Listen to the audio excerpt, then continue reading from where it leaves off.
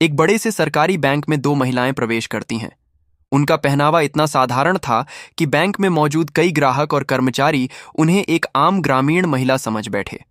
कोई अंदाजा भी नहीं लगा सकता था कि यह वही नीतू वर्मा है, जिले की डिस्ट्रिक्ट मजिस्ट्रेट। बैंक में घुसते ही माँ ब धीरे धीरे काउंटर की ओर बढ़ती है। वहां एक महिला कर्मचारी बैठी थी। नाम था संगीता। नीतू ने विनम्रता से कहा, मैडम जरा हमारे खाते की जानकारी देख लें। पिछले महीने की पेंशन नहीं आई है, माँ की दवा लेनी है और कुछ जरूरी काम भी है। संगीता ने ऊपर से नीचे तक उन्हें देखा। साड़ी से ढकी सादी महिला माँ के साथ आई थी। कोई अफसर तो लग नहीं रही थी। उसने थोड़ा व्यंग्य में कहा, भाई आप शायद गलत बैंक में आ गई हैं। हमारा branch high profile accounts deal करता है। नीतू ने मुस्कुराते हुए जवाब दिया, बस एक बार देख लीजिए मैडम, अगर नहीं है तो हम चुपचाप चले जाएंगे। संगीता ने अनमने ढंग से लिफाफा लिया और बोली, थोड़ा समय लगेगा, बैठिए वहीं। नीतू चुपचाप वहीं खड़ी रही। कुछ मिनट बाद उन्होंने कहा, अगर आप व्यस्त हैं तो प्लीज मैनेजर से मिलवा दीजिए, कुछ जरूरी बात करनी है। संगीता ने झुंझुलाकर फोन उठाया और मैनेजर के केबिन में कॉल कर दिया। बोली, सर एक महिला आई है, कह रही है कि आपसे मिलना है, क्या भेज दूं? मैनेजर ने शीशे से झांक कर देखा। सादी सी महिला मां के साथ खड़ी अफसर तो बिल्कुल नहीं लग रही थी। उसने जवाब दिया, मेरे पास फालतू लोगों के लिए टाइम नहीं है, बैठा दो कहीं और कह दो इंतजार करें।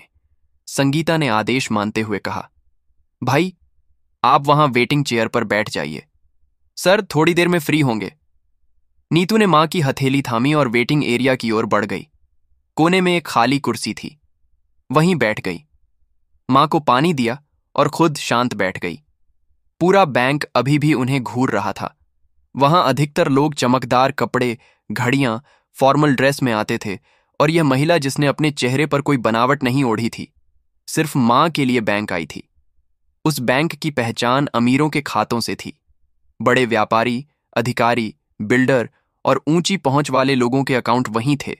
ऐसे में वहां एक सादी सी महिला जो मां का हाथ थामे बैठी हो, वह तो जैसे सबके लिए एक असहज दृश्य बन चुकी थी। डीएम नीतू वर्मा और उनकी मां की तरफ सब ऐसे देख रहे थे जैसे किसी और ग्रह से उतर आई हो। कान्हा फूंसी चालू थी। किस गांव से आई हैं? लगता है किसी पेंशन के चक्कर में आई होंगी। इस बैंक में तो इनका खाता हो ही नहीं सकता। नीतू सब सुन रही थी। उनकी मां के चेहरे पर हल्की बेचैनी थी, लेकिन नीतू पूरी तरह शांत और संयम में बैठी रही। उन्होंने इन फालतू बातों को तवज्जो देना जरूरी नहीं समझा। उसी समय बैंक का एक कर्मचारी पवन वापस अंदर आता है। उसका पद छोटा है लेकिन इंसानियत में ऊंचा।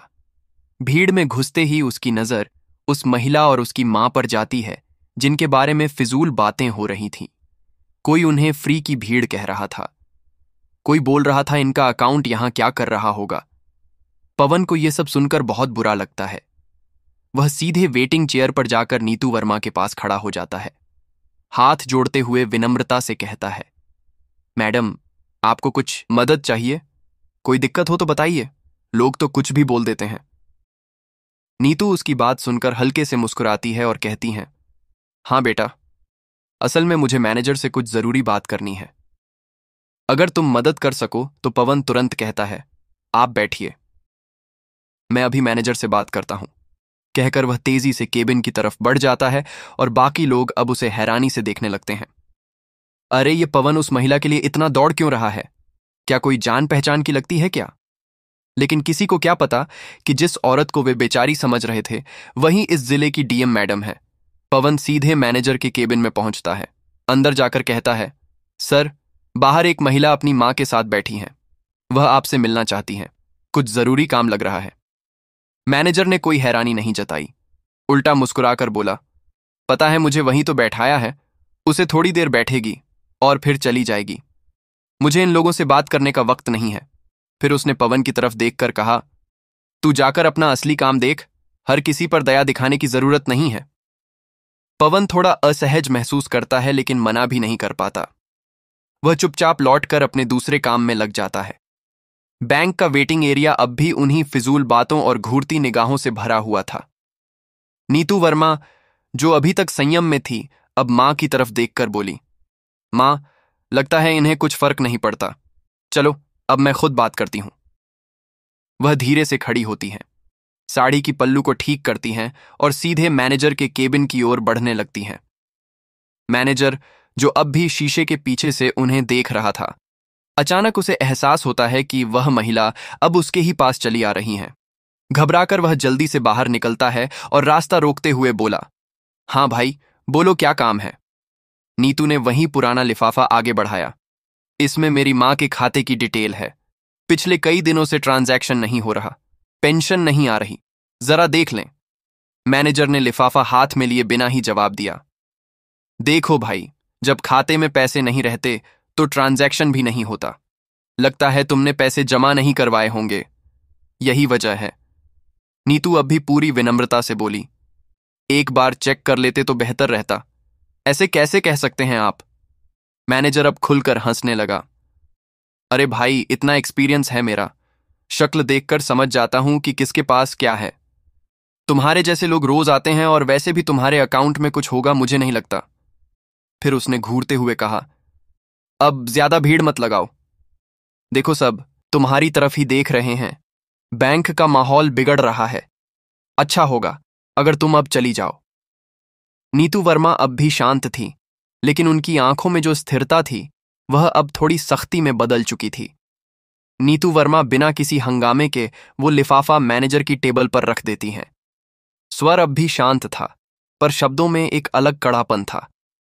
ठीक है, मैं जा रही हूं, लेकिन एक विनती है, इस लिफाफे में जो भी जानकारी दी गई है उसे एक बार जरूर पढ़ लेना, शायद तुम्हारे काम की हो।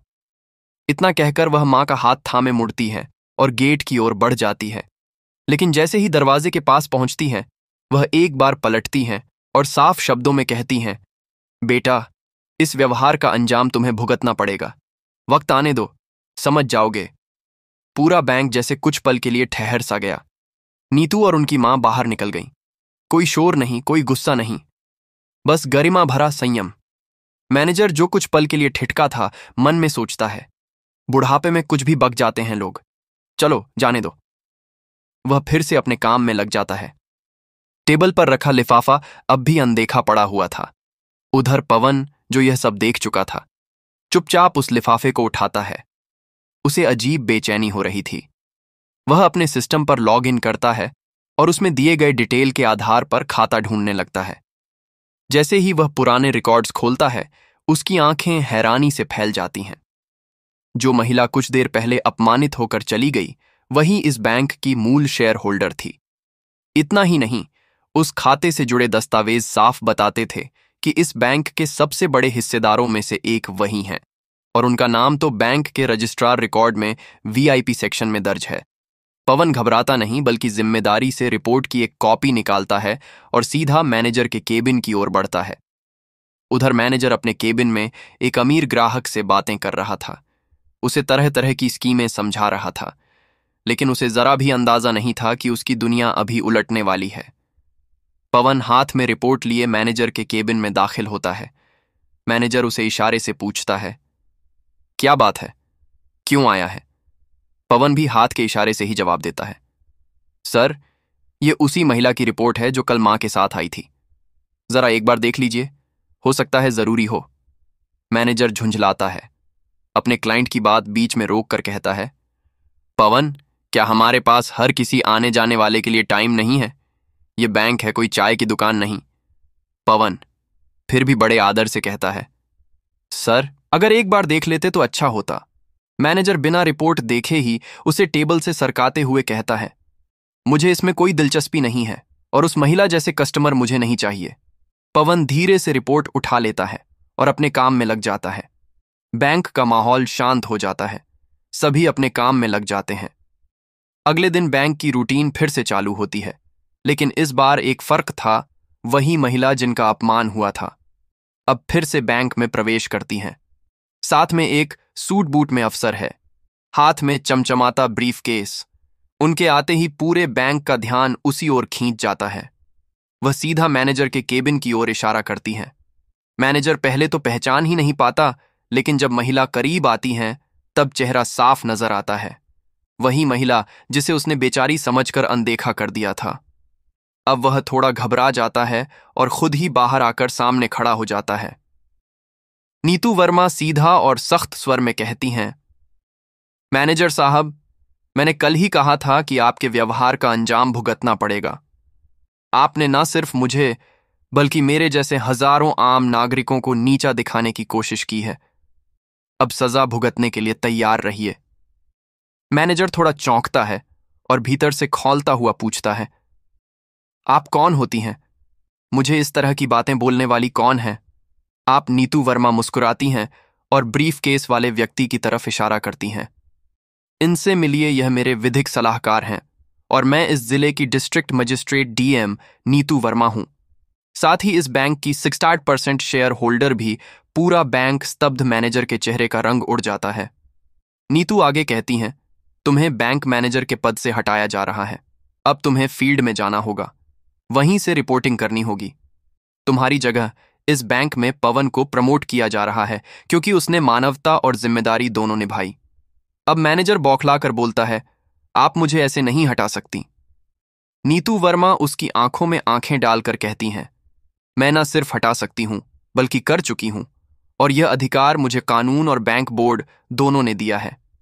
नीतू वर्मा सधे हुए स्वर में कहती हैं, मैं चाहूं तो तुम्हें अब भी हटा सकती हूं और किसी और को तुम्हारी जगह नियुक्त कर सकती हूं। उनकी बात सुनकर बैंक का पूरा स्टाफ और वहां मौजूद कस्टमर, जिनमें कई वही थे जो कल भी इस बैंक में मौजूद थे, सन्न रह जाते हैं। सभी लोग अब हैरत और अफसोस भरी निगाहों से उस महिला को देखने लगते हैं जिसे उन्होंने एक दिन पहले मामूली समझकर अपमानित किया था।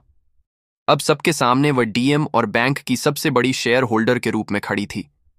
उन्हीं के साथ खड़ा सूट बूट वाला अफसर अब अपना ब्रीफ केस खोलता है और उसमें से 2 दस्तावेज निकालता है। पहला, पवन की पदोन्नति का आदेश, जिसमें साफ लिखा है पवन को इस बैंक का नया शाखा प्रबंधक नियुक्त किया जाता है। तत्काल प्रभाव से दूसरा, वर्तमान मैनेजर के नाम एक नोटिस। आपको शाखा प्रबंधक पद से हटाया जाता है। आपको आगे की ड्यूटी फील्ड में सौंपी जाएगी। अब तक अकड़ में खड़ा मैनेजर पसीने पसीने हो चुका था। वह हड़बड़ाकर कहने लगा, मैडम, मुझे माफ कर दीजिए। मुझसे भूल हो गई। मैं कल की बातों के लिए शर्मिंदा हूं। नीतू वर्मा की आंखें अब भी स्थिर थीं, लेकिन आवाज में वही न्याय था जो किसी अधिकारी की पहचान होती है। माफी? किस बात की माफी? तुमने सिर्फ मेरा नहीं बल्कि हर उस आम नागरिक का अपमान किया है जो सादगी में आता है, और तुम जैसे अधिकारी उसे कपड़ों से तौलते हो। फिर उन्होंने बैंक की पॉलिसी का जिक्र करते हुए कहा, क्या तुमने बैंक की गाइडलाइन कभी पढ़ी है? इसमें साफ लिखा है, गरीब हो या अमीर, हर ग्राहक समान होगा, और जो भी स्टाफ इससे भेदभाव करेगा उस पर कार्रवाई होगी। मैं तो चाहती तो तुम्हें तुरंत सस्पेंड करा देती, लेकिन मैं तुम्हें एक मौका दे रही हूं अपने आप को सुधारने का, वरना अगली बार नाम तुम्हारा नहीं, पहचान भी खत्म कर दी जाएगी। इसके बाद नीतू वर्मा ने संगीता को बुलाया।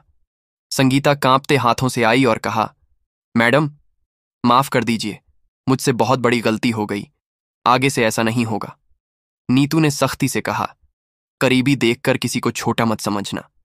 जो सीख आज मिली है उसे जिंदगी भर याद रखना।